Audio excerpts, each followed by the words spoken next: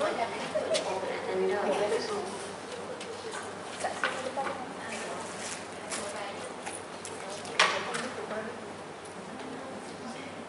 Ibu kita boleh mula insya-Allah.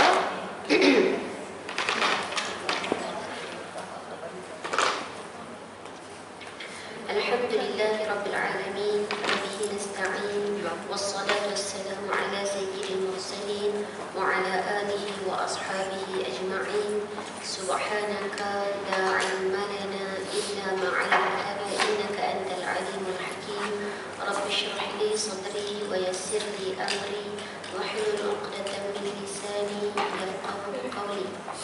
Allahumma inna nas'aluka 'ilman nafi'an wa rizqan thayyiban wa 'amalan mutaqabbala. Allahumma anfa'na bima 'allamtana wa 'allimna ma yanfa'una wa zidna 'ilma.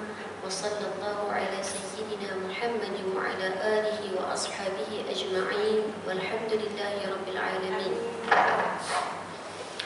Assalamualaikum warahmatullahi wabarakatuh. Waalaikumsalam warahmatullahi wabarakatuh. Apa khabar semua ibu-ibu? Alhamdulillah.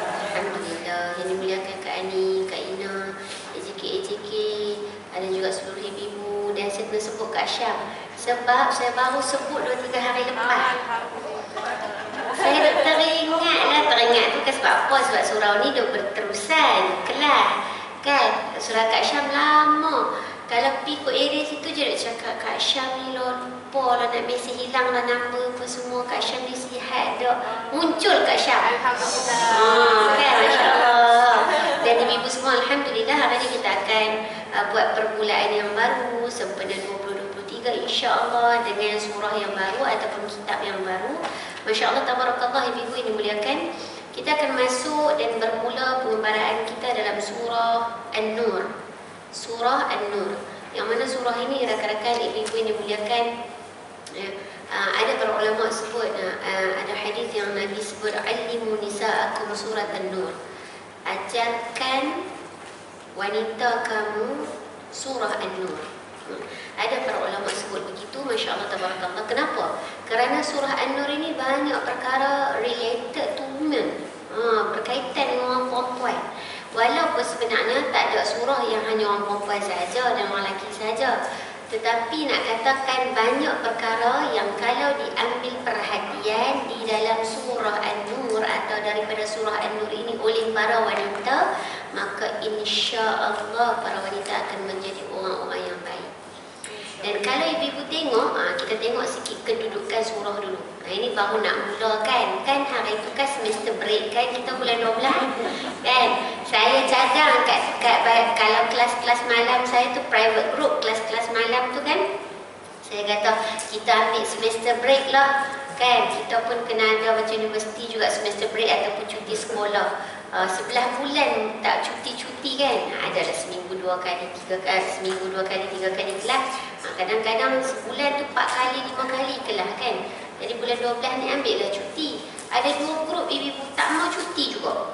Dah beberapa grup tu kita ambil cuti lah Ustazah. Tapi kita ambil 2 minggu kelas pertama Disember, 2 minggu yang akhir tu kita cuti. Ada kelas yang bulan 12 cuti terus.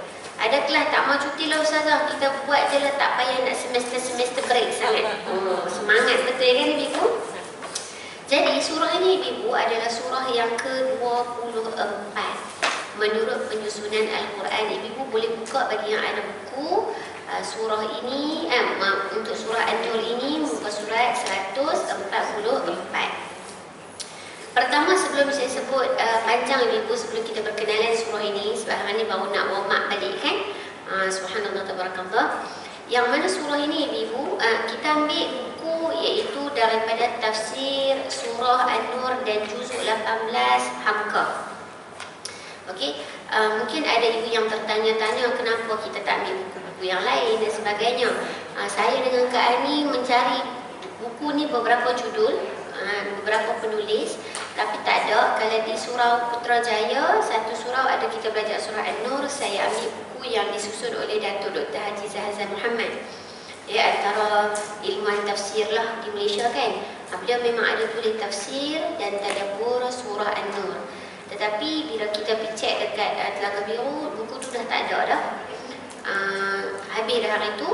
Dan kita tanya juga buku kepada Ustazah Nafisah terakhir. Saya direct dengan Ustazah Nafisah pun masa tu beliau kata tak ada stok dah. Dan tak tahu lagi bila nak reprint.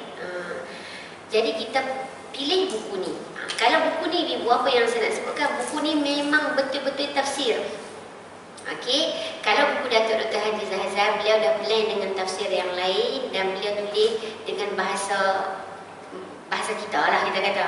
Sama juga dengan Ustazah Nafisah, maksudnya blend daripada tafsir-tafsir yang lain dan juga memudahkan untuk kita memahami. Ini raw ibu. Ini tafsir. Okey, so sebab tu ibu tengok very detail. Tapi kalau buku Datuk pun yang saya mengajar di surau Ar-Rayyan Larai, Putrajaya juga detail. Satu buku memang surah An-Nur sahaja. So nak bagi tahu kata presentation tu mungkin berbeza, syarahan berbeza. Hamka ada references dia. Dan Hamka ni antara ilmuwan tafsir yang terkenal ibu di Nusantara. Saya rasa ibu dah kenal dah sebelum ni, betul tak? So tafsir Hamka antara yang biasanya Malaysia digunakan selain pada tafsir Ibnu Katsir dan juga tafsir Syed Qutb dan sebagainya. Tapi tak apa, kita berkenalan dengan Hamka. Dan ada tafsir yang kedua, iaitu tafsir Al-Misbah yang diterbitkan oleh ilmuwan Indonesia juga, yang nama pentafsirnya adalah Quraisy Shihab, M. Quraisy Shihab.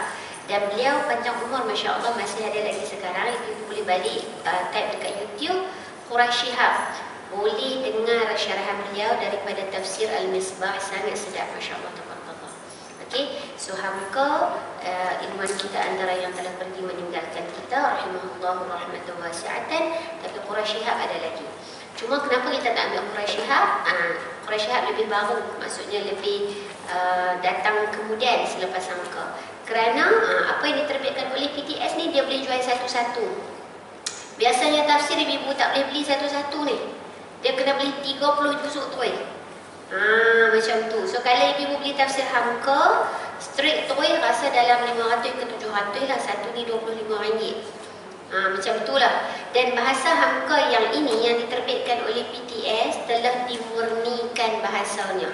Kalau yang asal Hamka tu memang tok-tok Indonesia lah ibu. Yang ni pun ada lagi kalau ibu baca. Cuma ada yang telah diharmonikan oleh editorial PTS. So that's why kita ambil buku ni. Dan insyaAllah moga-moga kita mendapat manfaat. Dan tulisan Hamka ibu antara tulisan yang dekat dengan kita. Sebab bila dia orang Nusantara, dia punya contoh-contoh tu nak dekat dengan kita.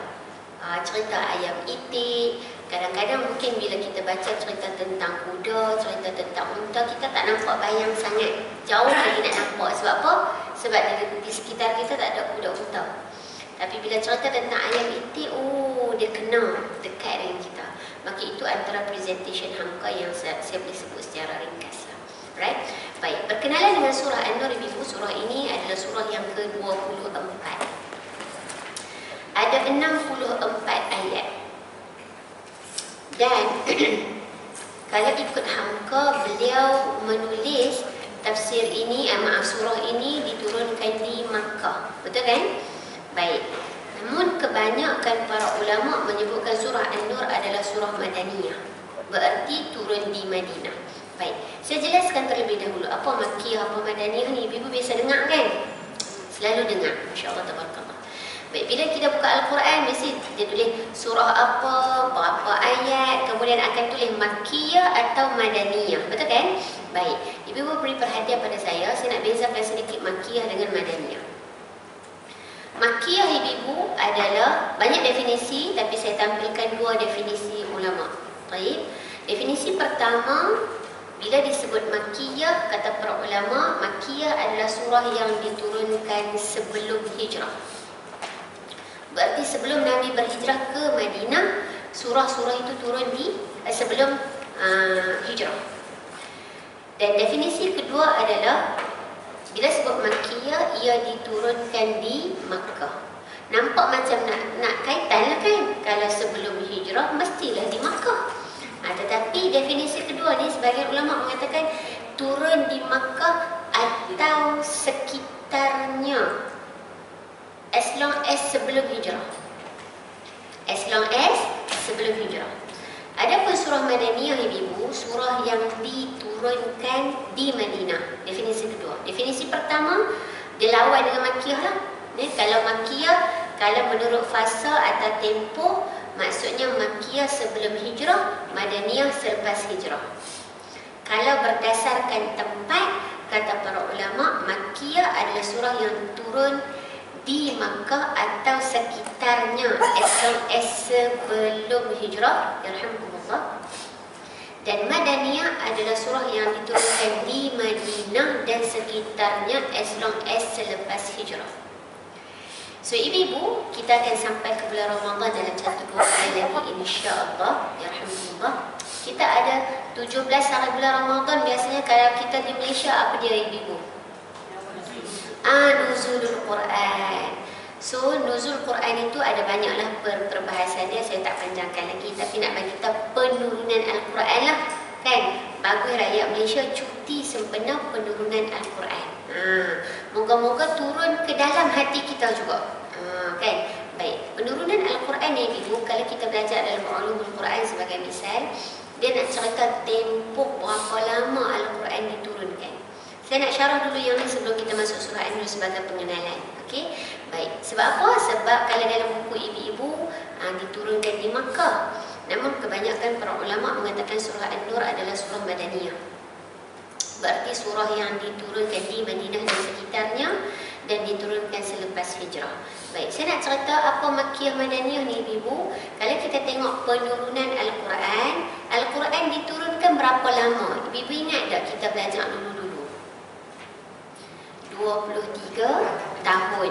23 tahun, ambillah generally speaking kita 23 tahun. So, 13 tahun kata para ulama diturunkan di Makkah.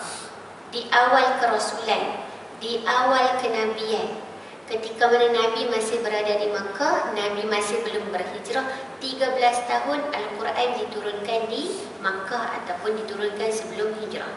Maka sebab tu ibu-ibu, kebanyakan surah di dalam Al-Quran adalah surah-surah Makkiyah. Sebab lama tempoh dia, 13 tahun. Maka para ulama kata dalam Al-Quran ada 114 surah, 80 lebih surah adalah surah-surah Makkiyah. Dan kebanyakan surah-surah Makkiyah berada dalam juzuk Amma, juzuk 30. Ada tak surah Madaniyah? Ada, tapi tak sebanyak surah Makkiyah. Surah Makkiyah dalam Al-Quran 80 lebih ibu. Majority Makkiyah. Dan surah Makkiyah surah yang pendek-pendek kebiasaannya. Kenapa surah ni katanya 80 lebih? Turun 13 tahun. Tapi turunnya pendek-pendek. Kerana surah Makkiyah karakternya ibu-ibu straightforward. Cerita tentang akidah, cerita tentang tauhid, cerita tentang iman. Benda yang tak cerita panjang, tak gaduh cerita panjang. Bila kita kata beriman kepada Allah, straightforward, clear cut. Berarti beriman kepada Allah satu-satunya, zat yang layak dan berhak disembah. So cerita surah-surah Makkiyah kebiasaannya ia berkaitan dengan akidah, iman, tauhid, mengesahkan Allah Subhanahu wa taala. Cerita tentang akal. Sebab tu bila turun surah-surah Makkiyah, kita sebutkan sebelum hijrah ataupun di Makkah, first thing first nak cerita apa? Cerita tentang Allah dulu. First thing first cerita tentang apa? Iman kepada hari kiamat dulu.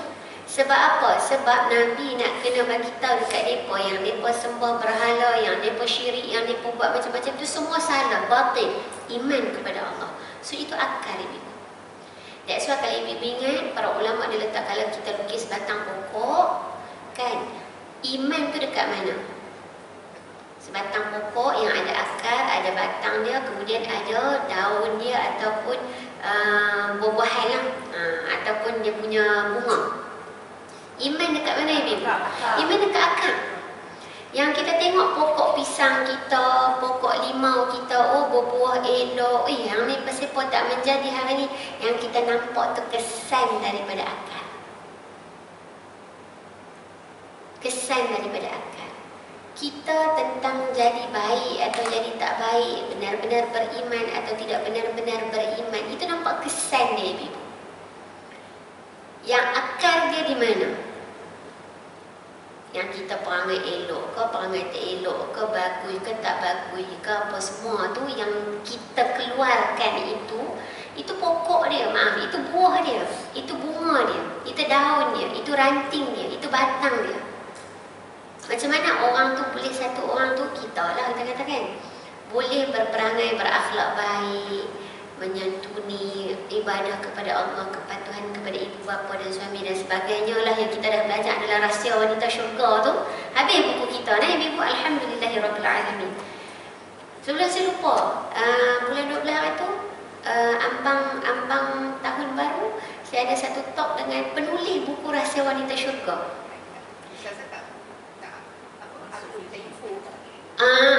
Info maklum tapi live tak ada. Dia pun tak buat live. Jadi kita pun tak ada nak buat live lah. Dia pun ingatkan, dia pun kata nak buat live.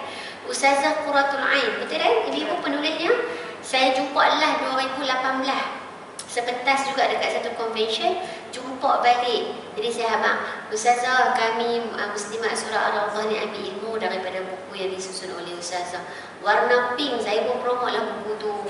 Ustazah tu kata buku tu pun dah tak banyak, dah lari print sebab buku dah lama dah. Tapi kami ambil manfaat Ustazah, kami satu persatu, perkataan demi perkataan kami baca. Ustazah pun seronok. Moga-moga ada pahala yang mengalir untuk beliau dan juga untuk kita juga. Amin ya rabbal alamin. Baik, sambung ya Ibu. Saya sebut tadi tentang akar. Maksudnya bagaimana kita terdidik, bagaimana kita belajar, bagaimana kita apply daripada awal. Dia perangai baik ni Ibu, bukan hari ini belajar, hari ini buat, hari ini nampak kesan. Betul tak Ibu? Saya tanya satu lah Ibu. Kita belajar tentang khusyuk atau kita belajar tentang ikhlas. Ikhlas. Ikhlas hari ini buat, hari ini dapat ke Ibu? Hari ni buat, mungkin esok lusa ataupun tahun-tahun depan baru betul-betul dapat ikhlas tu. Hari ni buat kerana terpaksa mungkin. So nak bagi tahu kata apa? Nak bagi tahu yang kita buat itu, dia bukan hari ni belajar, dia mesti ada proses. So proses nak keluarkan batang yang elok, bunga yang elok, buah yang mekar dan subur dan sebagainya, mesti akarnya kuat. Maka sebab itu surah-surah Makkiyah straightforward. Akidah dulu. Iman dulu. Mengesahkan Allah dulu. Iman kepada hari kiamat. Itu dulu selama 13 tahun. Dan apabila Nabi berhijrah ke Madinah, selepas hijrah ataupun di Madinah, maka surah-surah Madaniyah turun selama 10 tahun. Jelas Ibu? Di Mekah 13 tahun, 80 lebih surah. Di Madinah atau selepas hijrah 20 lebih surah. 80 lebih campur 20 lebih baru jadi 100 lebih kurang. Mana lagi 14 surah tu? Sebab tu saya sebut lebih. 80 plus Makkiyah, 20 plus Madaniyah. Reason saya sebut plus sebab ibu-ibu sebahagian surah menjadi khilaf. Contoh ni surah An-Nur. Hamka dia tulis Makkiyah ataupun Makkah. Yang kebanyakan ulama menyebut surah ini adalah surah Madaniyah. So ada surah-surah di dalam Al-Quran yang menjadi khilaf oleh para ulama. Ini Makkiyah, tak, ini Madaniyah. Tak lah, ini Madaniyah lah. Tak, ini Makkiyah. So kita ambillah khilaf tu. Tak ada isu pun. Benda tu benda bukan yang orang kata apa, mu'tamad. Ada surah-surah yang mu'tamad, para ulama bersetuju kata Makkiyah. Yang ni Madaniyah. Tapi ada surah-surah yang ulama tak bersepakat. Ada kata Makkiyah, ada kata Madaniyah. Reason dia apa? Dalam surah tu nanti ada ciri-ciri Makkiyah, ada ciri tentang iman, ada ciri tentang akidah, ataupun dalam surah tu juga ada ciri-ciri surah Madaniyah. Maka surah-surah Madaniyah ni ibu, kalau Makkiyah pendek-pendek, Madaniyah panjang-panjang. Kenapa Madaniyah panjang-panjang? Sebab Madaniyah nak menumbuhkan batang, Madaniyah nak menumbuhkan buah, Madaniyah nak menumbuhkan bunga, Madaniyah nak menumbuhkan daun, Madaniyah nak menunjukkan kesan. Madaniyah ini ibu-ibu surahnya panjang-panjang walaupun 20 lebih sahaja bilangan surah di dalam Al-Quran. Sebab Madaniyah dia cerita tentang ibadah, hukum hakam, muamalat, kejiranan, perkahwinan, hutang piutang. Itu panjang. So, surah-surah Madaniyah biasanya surah-surah yang terkait dengan hukum hakam. Maka sebab surah An-Nur bukan kata terkait dengan hukum hakam, mula-mula dah ada hukum hakam. Maka sebab itu kebanyakan para ulama mengatakan surah An-Nur ini adalah surah Madaniyah. Baik ibu, balik pada pokok tadi, kalau akarnya adalah akidah ataupun iman, maka batangnya adalah ibadah ataupun Islam, rukun Islam. Kalau kita compare ibu, rukun iman ni semua tentang believing, betul tak? Kepercayaan, keimanan, keyakinan. Iman kepada Allah, iman kepada malaikat, sampai iman kepada hari kiamat. Kesemuanya iman, percaya. Okey? Dan bila akarnya kuat, maksudnya keimanannya teguh, maka pokok, batang pokok tu pun akan bertumbuh baik. Maka kalau iman kepada hari kiamat, dia jaga solat. Contoh. Sebab rukun Islam is all about actions.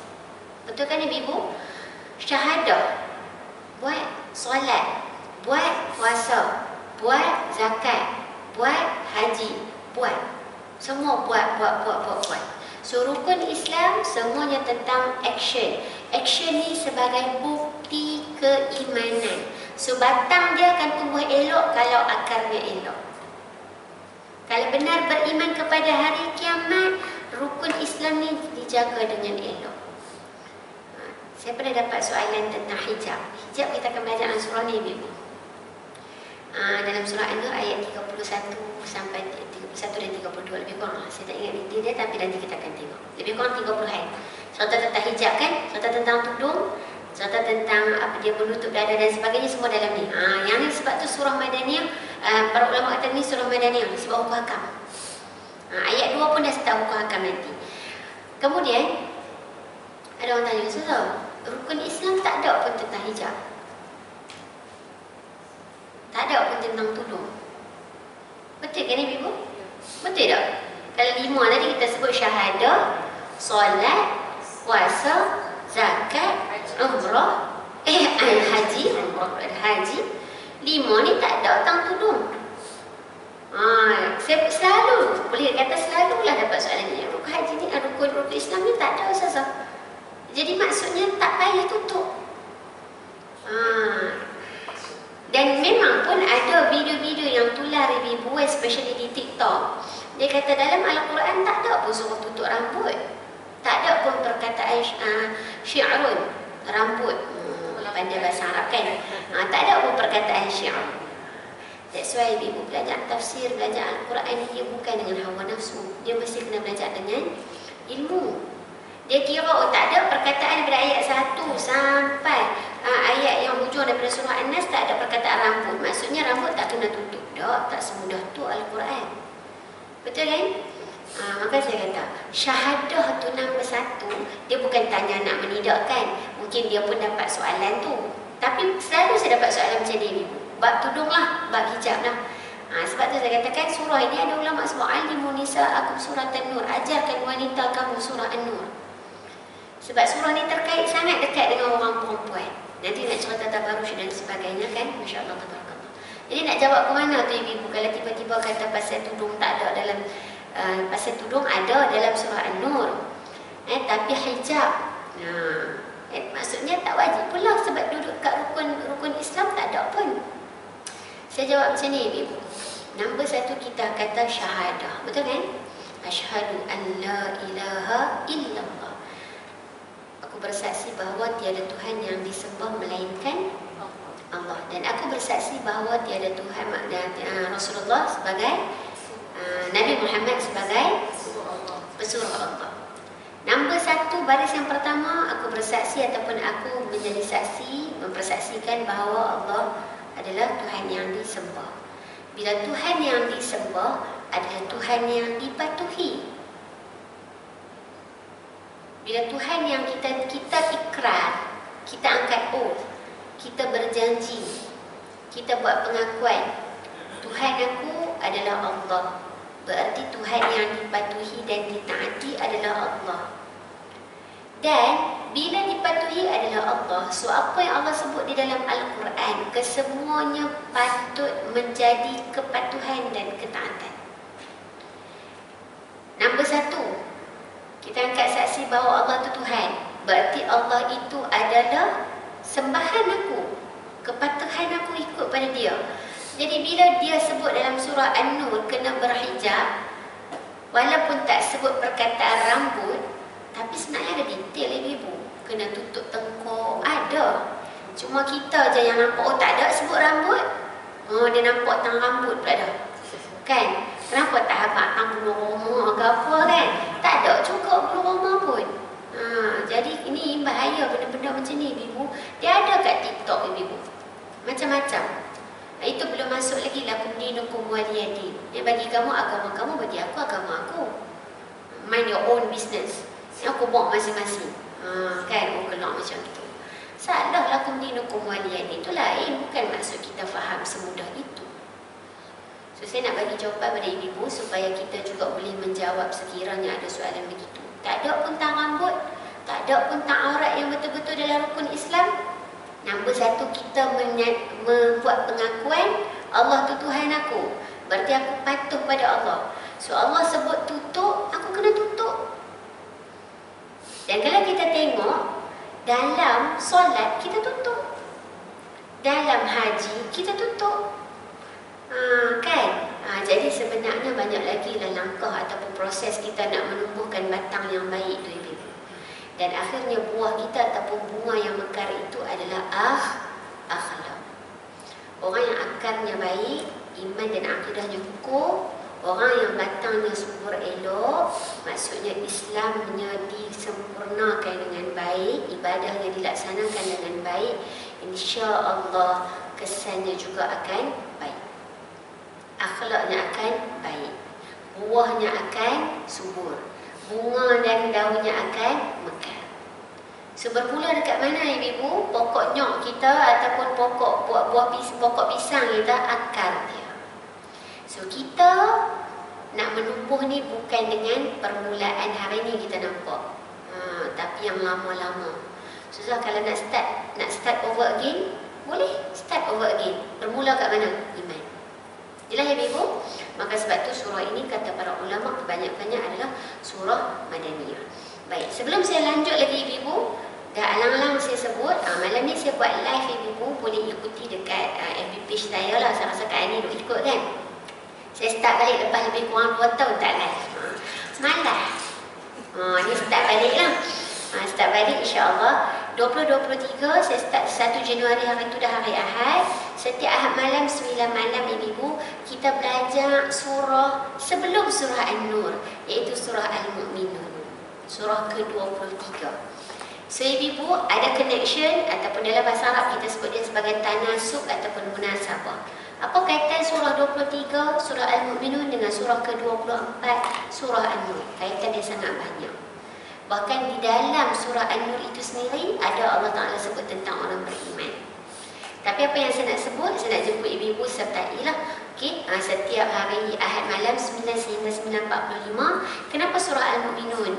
Kerana ibu saya tersentak hujung tahun lepas saya baca satu kalam para ulama. Kalam ulama dia kata, kamu benar-benar beriman atau kamu perasan beriman? Kamu adalah orang yang benar-benar beriman atau kamu perasan beriman? Kamu hanya mendakwa diri kamu beriman, sedangkan tak beriman betul-betul lagi pun. Tak cukup KPI lagi. Jadi disebabkan tersentak dengan yang itu, saya mulakan semula live saya dengan kerjasama My Korban, satu syarikat yang dibuat badal haji, badal umrah, semua lain korban di Mekah dan sebagainya. So di petaja kuliah tersebut, dan kita akan buat surah Al-Mu'minun. Kita dah buat 2 ayat lepas surah Al-Mu'minun dan chapter langkah lepas. So kalau malam ni ibu free, boleh join supaya kita nampak perkaitan antara surah Al-Mu'minun dan juga surah An-Nur. Tak kuat? Oh, tak apa-apa kuat?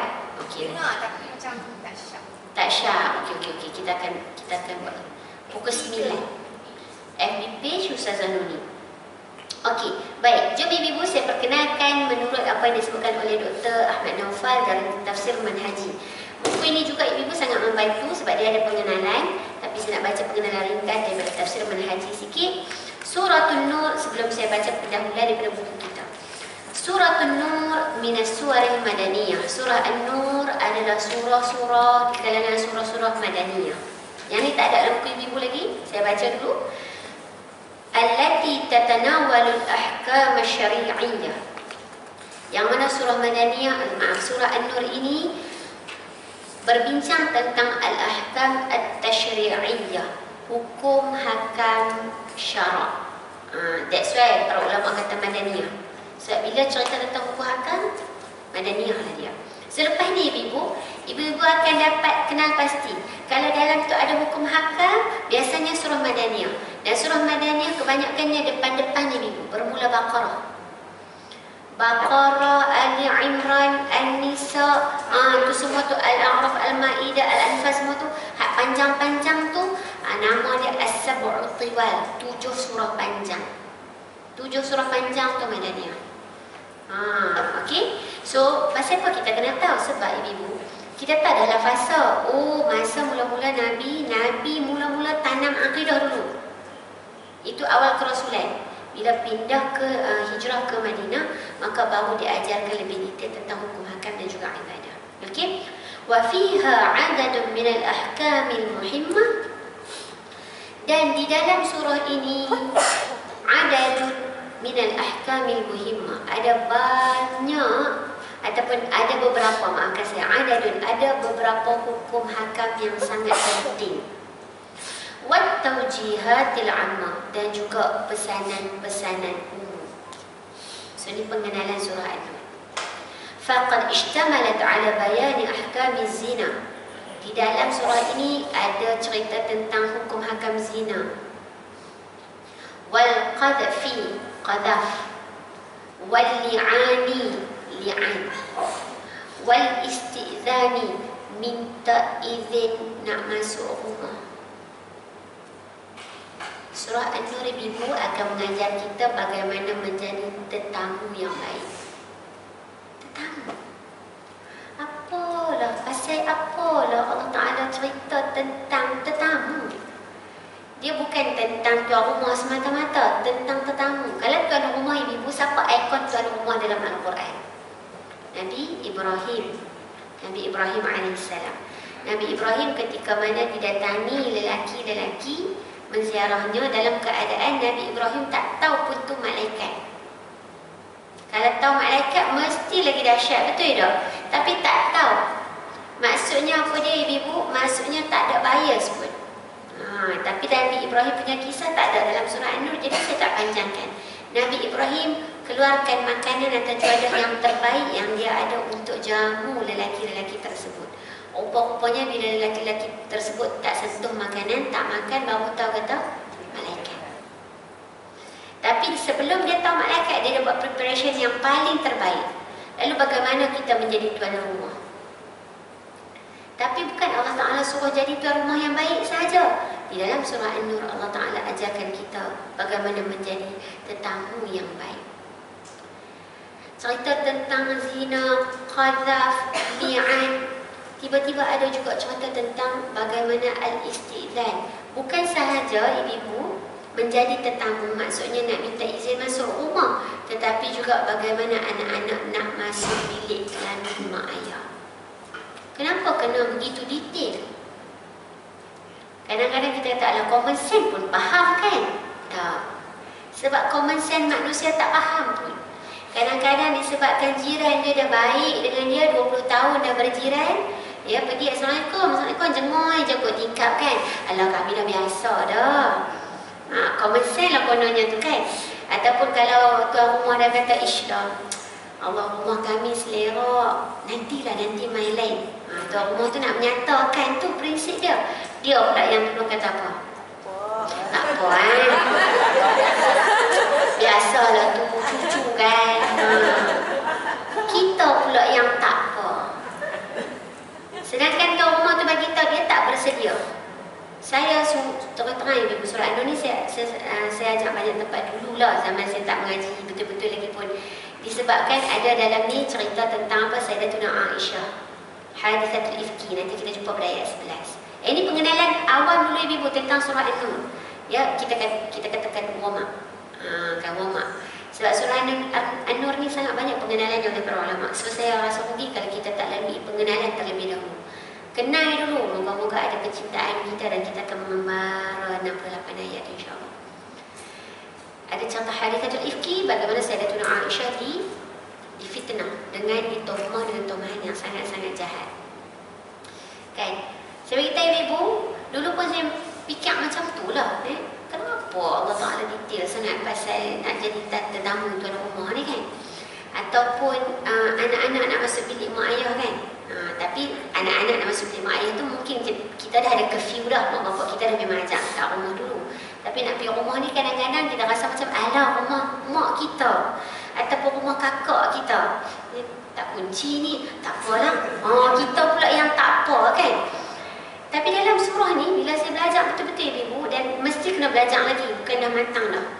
Saya berani mengatakan, minta maaf saya tak ready menerima tetamu. Sebab saya ada hak untuk berkata demikian dan demikian diajarkan oleh surah ini.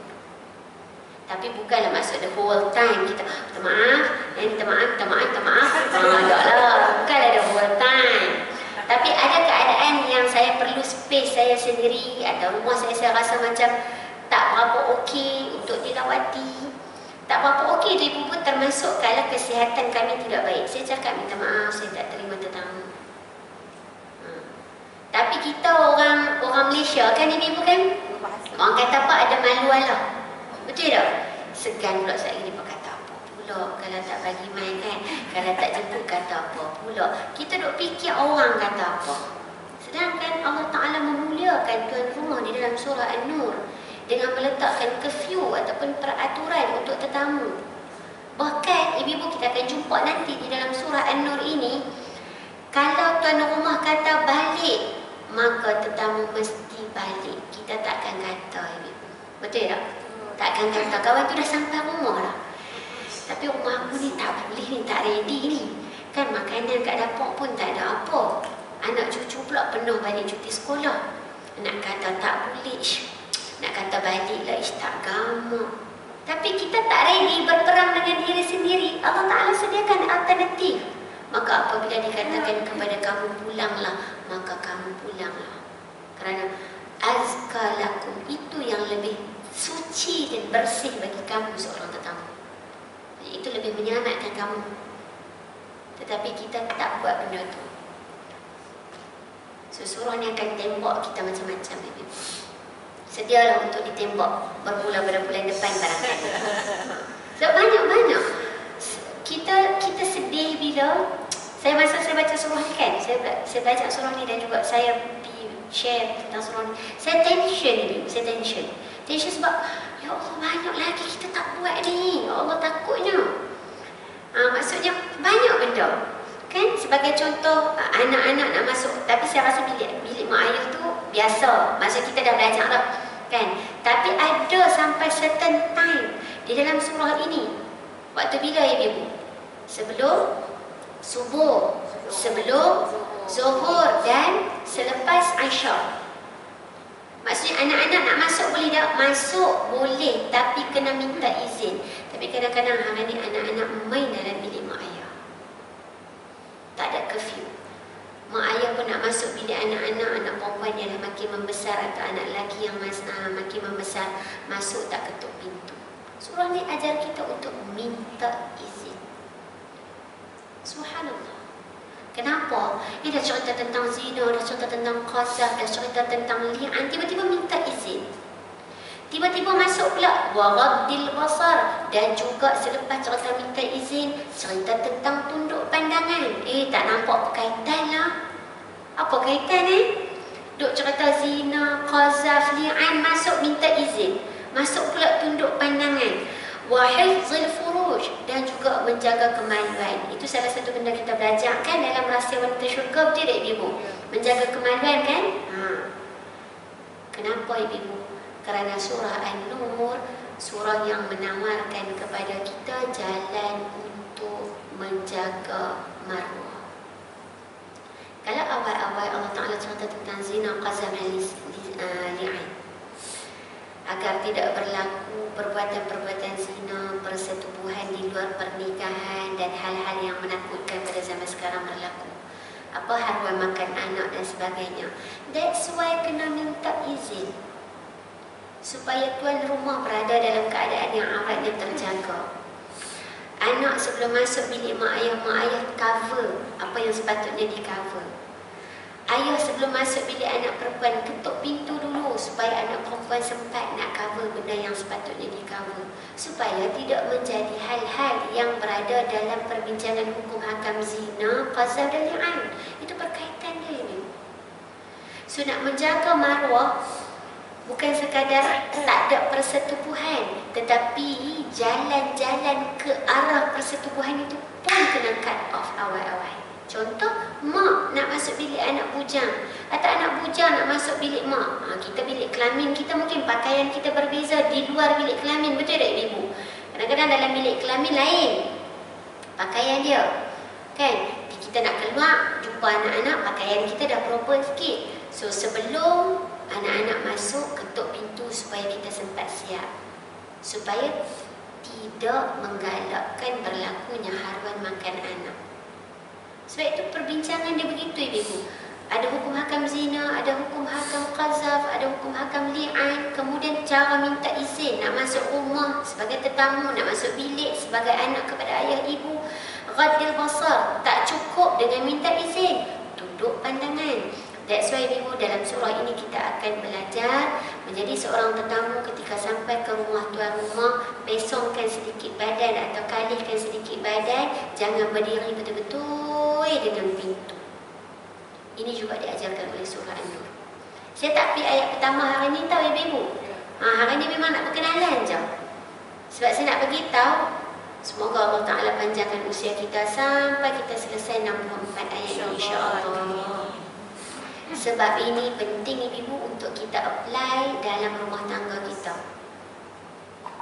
Sebab apa? Sebab bila kita boleh apply dalam rumah tangga kita, insya-Allah anak-anak kita akan keluar membina masyarakat yang baik. Sebab tu ibu, dia mula dengan fardun, individu. Daripada fardun dia akan bentuk kepada usratun, keluarga. Bila individu-individu baik dalam sesebuah keluarga, maka keluarga itu akan jadi keluarga yang baik. Bila usratunnya baik, bila keluarga saya, keluarga ibu, keluarga haja, keluarga perempuan, keluarga kita menjadi keluarga yang baik, maka keluarga-keluarga ini bila keluar membentuk mujtama'un yang baik, masyarakat yang baik. So bermula dengan apa? Bermula dengan fardun, baru boleh bentuk usratun, keluarga yang baik. Keluarga yang baik membentuk masyarakat yang baik. Fardun tu mesti mula dekat mana ibu? Fardun mesti mula dekat akidah. Akidah kita setiap seorang ni baik, iman kita setiap seorang ni baik, maka membentuk akhlak yang baik. Nampak ibu? Jadi kalau lukis dekat whiteboard ni habis dah. Tak ada ruang dah nak tulis kan? Sebab dia tunjuk nak bagi ibu nampak tak apa yang saya dah beletak dekat sejam ni ibu? Subhanallah. Baik. Ghaddil basar, kemudian dalam surah ini juga kata tafsir al-manhaji wa hifdhul furuj, dan juga menjaga kemaluan ataupun maruah. Wa ahkamin ukhra, dan hukum hakam yang lain, tata'allaqu bin nikahi, dan dalam surah ini juga ada penceritaan hukum hakam tentang perkahwinan. So surah ini sekali lagi menembak kita para ibu bapa sekalian, permudahkan perkahwinan. Permudahkan perkahwinan. Bukan memudah-mudahkan tu maksudnya bagi mudah sampai tak tengok background dulu dan sebagainya, tidak. Tapi kadang-kadang ibu zaman sekarang nak menikah, nak bertunang pun 20,000, betul tak? Kau 20,000 tu dah 30 dah. Tapi betul ibu, saya pernah dapat ada seorang anak muda lah. Saya ada satu program, so dia kata macam dia yang tanya saya ni wanita, perempuan umur 26, 27 macam tu. Dia kata dia tak ready, tak ready nak kahwin disebabkan dia tengah bekerja dan belajar dalam masa yang sama. Tapi dalam masa yang sama dia kata dia takut mak dia minta duit hantaran banyak lalu membebankan. Sebab dia belajar agama, dia kata, jadi dia tahu tak boleh membebankan. Tapi sebab dia ni anak sulung perempuan, yang lebih kurang macam tu lah, saya pun tak ingat dah. Jadi dia kata takutlah kalau tiba-tiba mak dia minta 30,000 ke, sebab dia dah ada degree, tengah buat master, dah ada kerjaya yang baik. So dia kata kadang-kadang hal-hal demikianlah Ustazah menyebabkan kita takut nak kahwin. Ataupun orang lelaki takut nak approach. Takut macam tu. So surah ni akan menembak kita tuan-tuan perempuan sekali lagi. Tembakan demi tembakan lah. Hak bab tuan rumah tu pun dah tak boleh nak move on lagi, betul tak? Masuk pula bab permudahkan pernikahan. Subhanallah. Dan kemudian wal mukatabati wal bira, dan juga ada beberapa perkara yang lain yang saya tak sebutkan detail lagi. Ma'ama tatadammanhu as-surah min mazahiril qudratillahi ta'ala, dan surah ini akan menceritakan tentang kekuasaan Allah Subhanahu wa ta'ala, wa tawbikhil munafiqin, dan juga mengancam, memberi ancaman kepada orang-orang munafik ala sulukihim al-dhamim, terhadap sikap mereka yang tercela. So dalam surah ini juga kita akan tengok sikap-sikap orang munafik. Wa bayan sifatil mu'minin, dan surah ini menceritakan sifat-sifat, karakter-karakter, ciri-ciri orang beriman. That's why sebelum surah An-Nur ada surah Al-Mu'minun. Wa haddihim ala ta'zimi Rasulillah sallallahu alaihi wasallam wa tawqirihi, dan nak mengajak, mendidik, menggalakkan orang beriman untuk memuliakan baginda Nabi sallallahu alaihi wasallam dan mengikuti sunnah-sunnahnya. Baik, rakan sekalian, ibu-ibu dimuliakan, saya tengok ada masa sikit lagi, boleh tak saya masuklah dulu pengenalan daripada buku kita?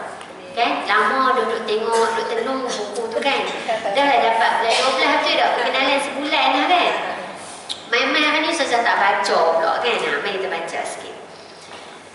Adapun surah yang ke-24 ini bernama An-Nur. Artinya cahaya, diambil dari sebuah ayat yang panjang, ayat ke-35. So, muka surat kita 143 lah. Tapi 43 tu tak ada muka surat, jadi 144. 144 kali sebelum dia. Jumpa ada ibu yang sini. Yang ada surah An-Nur, cahaya. An-Nur ni maksudnya cahaya. Siapa nama dekat sini tak ada nur, ibu? Ada tak? Ramai. Ataupun soalan dia, siapa namanya yang ada nur? Saya. Sikit je lah, yang lain tak ada nur no? Kan orang Malaysia ni suka buh nur kan. Orang Arab jarang lagi bu. Ataupun kalau dia buh nur pun dia buh satu nama je, nur. Orang Arab ni biasanya namanya pendek-pendek, Abir, Widad, Huda, Zahra, satu. Kita lagi boleh panjang, lebih panjang. Orang Arab pelik.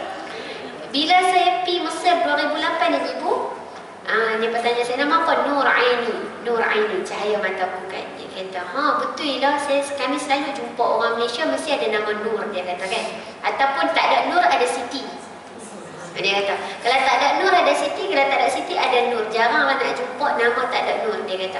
Jadi Malaysia, dia kata, Malaysia mali'atun bil anwar. Malaysia ni penuh dengan cahaya no? Sebab nama orang mesti Nur. Macam tu kan. Satu lagi Muhammad. Kita Muhammad apa kan. Kalau orang Arab ni Muhammad, Abdullah, seketui lah. Itu kita punya budaya lah, ibu-ibu. Tak salah pun. So An-Nur ini diambil daripada ayat 35. Nak cerita macam mana ini? Nak cerita penamaan surah ini, antara kaitan terbesarnya adalah daripada ayat 35. Kalau ibu nak tengok ayat 35, boleh tengoklah 35 dekat muka surat apa-apa. Mak saya tanda tadi jatuh kat dalam kereta. 35 muka surat. Yang ni siapa tak tengok mushaf lah. 258. 248. Ayat 35. 244. Kalau ibu selak sikit buku muka surat 244.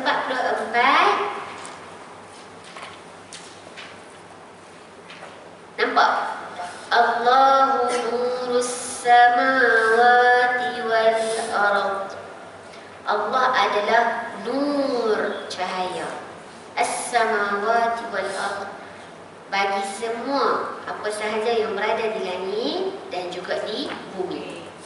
So, perkataan nur di sinilah yang diambil bersempena dengan nama surah ini.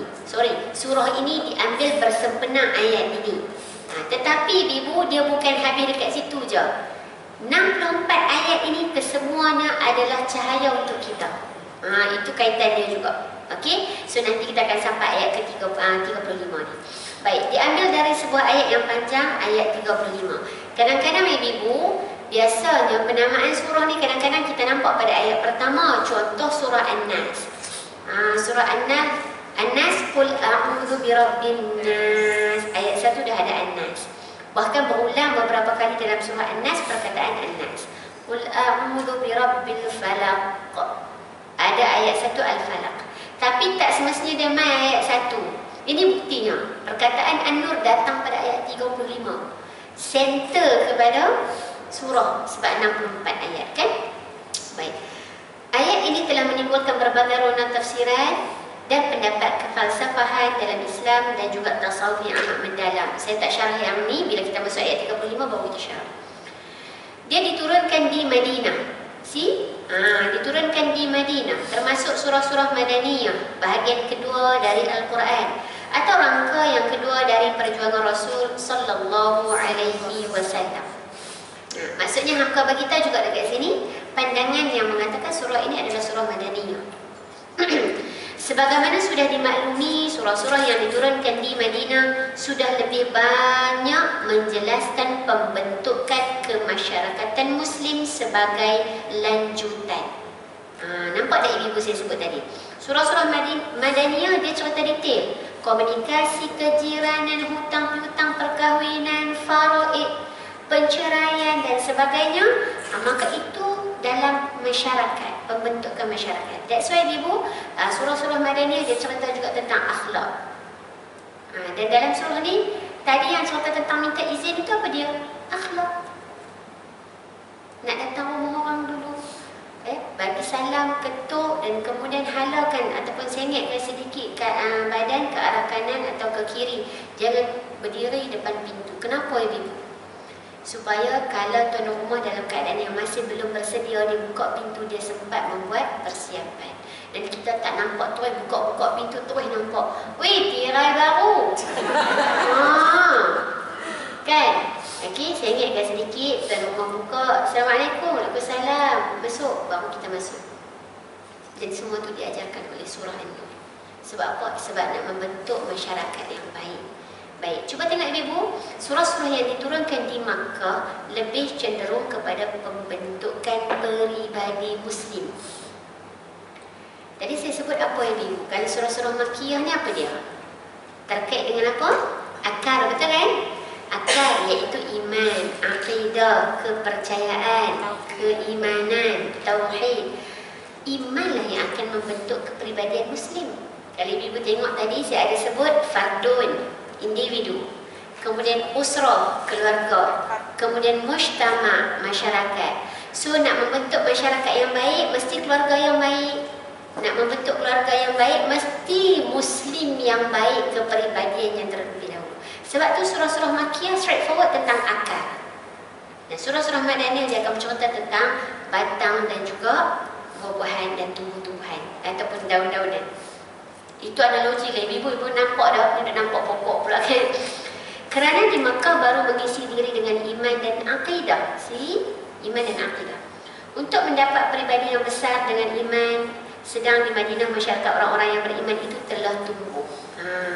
So di Makkah tak ramai lagi orang beriman ibu. That's why kena bagi tahu tentang iman. Bila Nabi berhijrah ke Madinah, dah makin ramai orang beriman. Maka apa yang perlu dibuat oleh orang beriman? Sebab tu surah-surah Madaniyah, surah-surah yang cerita tentang hukum hakam, ibadah, communication, kejiranan dan sebagainya. Sebab apa orang beriman kena buat. Di Mekah mesti beriman, mesti beriman, mesti beriman. Dah beriman, what's next? Apa yang kena buat? Surah-surah Madaniyah. Okey, so masuklah surah Madaniyah ini dengan keimanan yang kental dan tinggi ibu. Sebab tu bila masuk cerita tentang hijab, ibu-ibu yang dimuliakan, hujungnya mesti Allah Ta'ala cerita, jika kamu benar-benar beriman.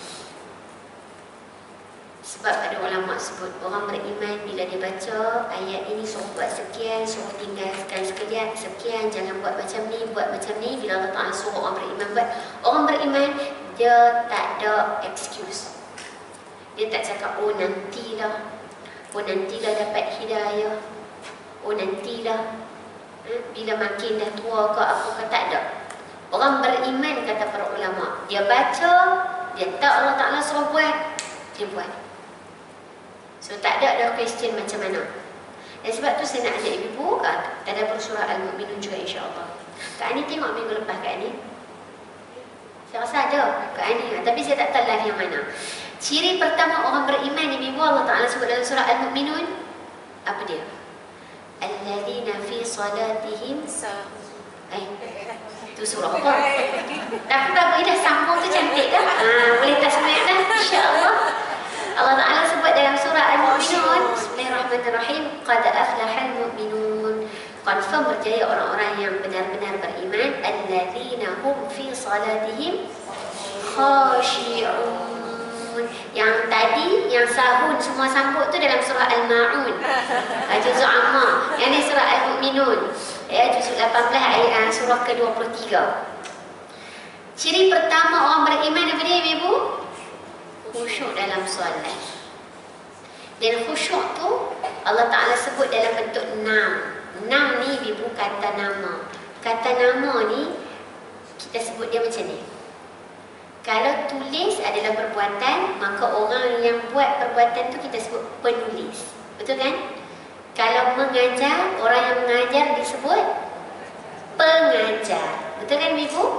Kalau write, writer, teacher, macam tu kan. So teacher, pengajar, ini bentuk kata nama. Kalau kata kerja ni ibu, dia ada expired date ataupun dia terikat dengan masa. Contoh kalau saya kata saya telah mengajar, tadi je lah mengajar lah, ni tak mengajar lah. Saya sedang mengajar, sekarang je lah mengajar, saya lagi tak mengajar lah. Betul tak ibu? Saya akan mengajar, saya lagi baru buat, sekarang tak buat lagi. So dia terikat dengan masa. Ini perbuatan. Kita panggil dia verb, ataupun dalam bahasa Arab kita panggil dia fi'il. Saya kena contoh benda ni. Tak apa, kalau ibu duduk blur puzzle tak nampak lagi nak susun kat mana pelan-pelan. Kan saya sebut tadi proses kan ibu? Proses kita belajar proses. Bukan hari ni belajar, hari ni faham tak? Kan? Hari ni belajar, mungkin saat lagi balik baru duk fikir, oh pokok tu baru aku faham, pokok tu baru nampak. Tentang pokok dalam kelas tadi tak nampak pokok. Bila keluar nampak pokok, betul lah. Kenapa? Tak apa, pelan-pelan ibu. Kata nama ni ibu, saya contoh ni je lah. Bahasa Arab ni saya pening pula, kita masuk lagi saya ni. Kata nama ibu, macam saya sebut tadi, penulis, pengajar. Itu lagi strong daripada kata kerja. Kalau dulu sekolah kita belajar past tense, present tense, yang tu verb tadi lah ibu. Kata kerja. Kalau kata nama ni ibu, dia strong. Pengajar, penceramah. Contoh saya ibu. Tadi saya kata saya sedang mengajar. Sekejap lagi saya tak mengajar dah. Sekejap lagi saya nak keluar minum kopi dengan suami saya ke apa semua, tak mengajar dah. Larat nak mengajar 24 jam ibu. Kan? Ini pun seorang bawa elok balik ni. Alhamdulillah, walaupun cuti. Saya pun duk fikir, aku cuti banyak kelas bulan 12. Seorang pergi mana? Peletak kat laki ke? Kan? Dah banyak cuti habis seorang tak apa-apa. Jadi bawa ada balik, Alhamdulillah. Tapi bila saya pergi mana-mana, orang tanya baca apa? I am a teacher. Saya seorang pengajar. Kenapa ibu? Walaupun masa tu saya tak mengajar, tapi bila saya memperkenalkan saya sebagai teacher ataupun lecturer ataupun speaker, freelance speaker, nak bagi tahu kata apa? Lazim buat. Itulah kerja saya. Itulah rutin saya. Faham ibu? Macam contoh ibu-ibu katakan, siapa-siapa lah, kita katakan seorang banker, seorang yang kerja bank, betul? Dia kerja bank 24 jam ke ibu? Tak. Dia balik rumah bank ke mana, apa ke mana, dan tinggal, dan cerita dia dengan anak-anak saja. Tapi bila orang tanya, kamu siapa? I am a banker. Ataupun cerita tentang ibu.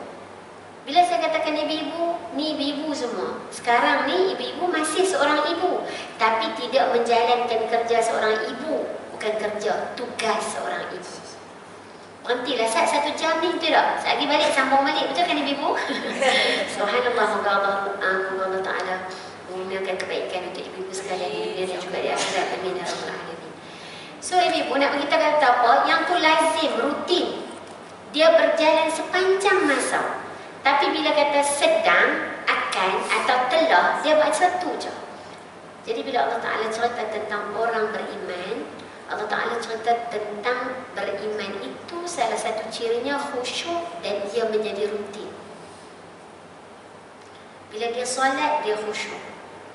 Solat fardu ke solat sunat, dia solat, dia khusyuk. Khusyuk tu jadi rutin orang beriman. Lalu kat mana kita, ibu?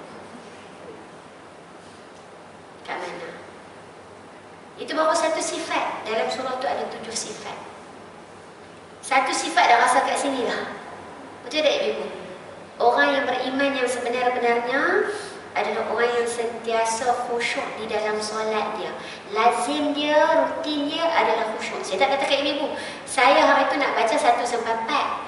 Saya nak syarah 1 sampai 4. Tapi bila saya syarah, saya 1 sampai 2 tu saya rasa macam dah duduk kat sini dah. Nak lemah dah. Tak boleh dah. Kena mati. Sebab nak fikir jauh lagi. Aku daripada sifat orang beriman yang sebenar-benar beriman. Tak apa pula penulis kitab tu dia tanya, aina anta min sifatihim? Kamu yang mana daripada sifat-sifat ni? 1 sampai 7 ni kamu yang mana? Nombor 1 pun tak boleh nak panjat lagi ni. Nak pergi yang nombor 2. Allah la haula wala quwwata illa billah. Sebab tu ulama kata orang beriman, dia buat, dia baca, dia terus buat. Jadi moga-moga kita memperbetulkan solat kita dan juga menambah baik kekhusyukan kita.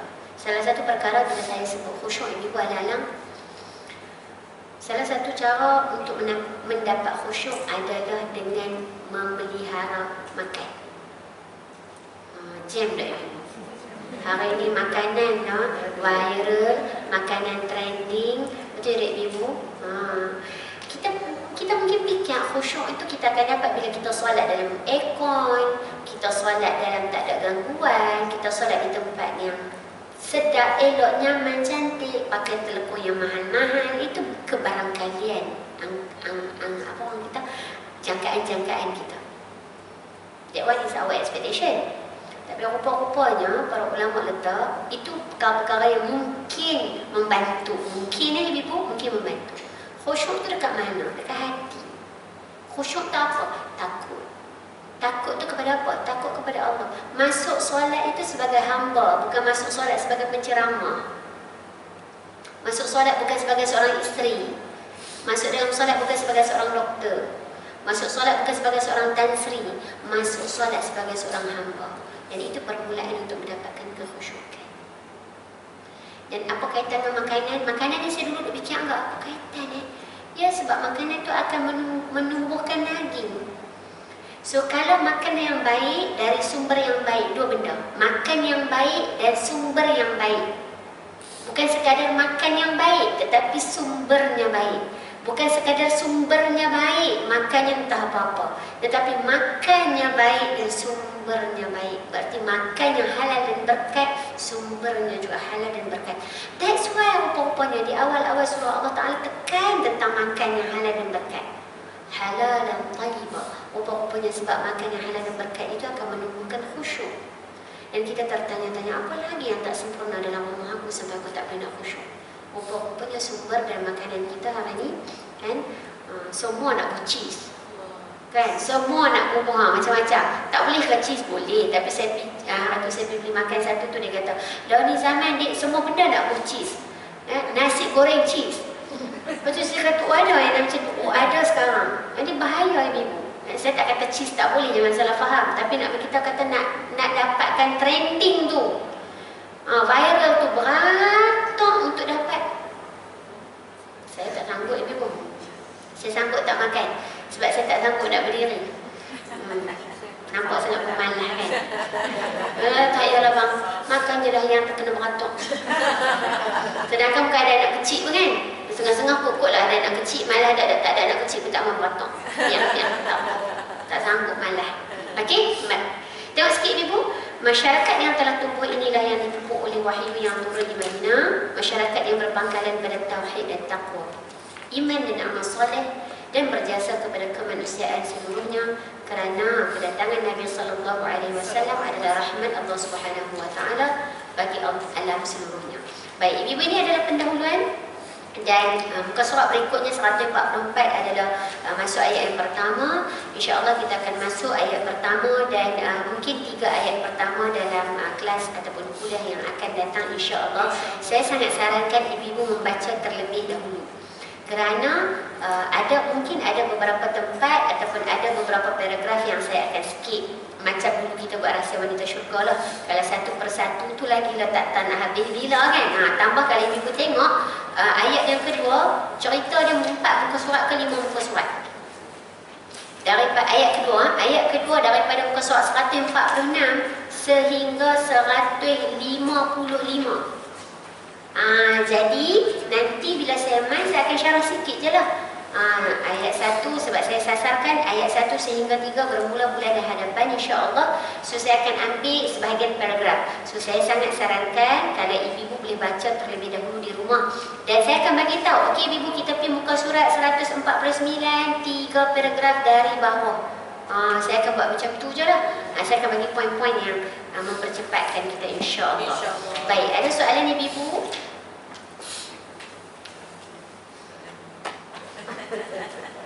Belum ada, bulan depan dah ada insya-Allah. Okey, dan kita akan belajar surah An-Nur ni ibu. Surah An-Nur ni kita akan jumpa dengan ayat-ayat ahkam. Ayat-ayat ahkam ni apa dia? Ayat-ayat tentang hukum hakam. Jadi saya nak beritahu yang terakhir, disebabkan saya bukan berlatar belakang fiqh. Jadi saya akan menceritakan serba sedikit sahaja berkaitan ayat-ayat ini daripada sudut tafsir dan juga tadabbur. Adapun panjang khilaf dan sebagainya, mohon ibu rujuk kepada para asatizah dalam bidang fiqh supaya saya tak menjawab benda yang saya tak erti, saya tak pasti ataupun bukan bidang saya lah. Jelas ibu nak? Baik, tak ada soalan? Confirm nak tutup dah ni? Baik, insya-Allah ada rezeki bertemu malam ni ibu. Barakallahu fikum jami'an. Jom kita tutup dengan kafaratul majlis dan suratul asr. Subhanakallahumma wa bihamdika asyhadu an la ilaha illa anta astaghfiruka wa atubu ilaik. Bismillahirrahmanirrahim. Wal 'asr innal insana lafi khusr illa alladhina amanu wa 'amilus salihat wa tawasaw bil haqq wa tawasaw bis sabr. Assalamualaikum warahmatullahi wabarakatuh.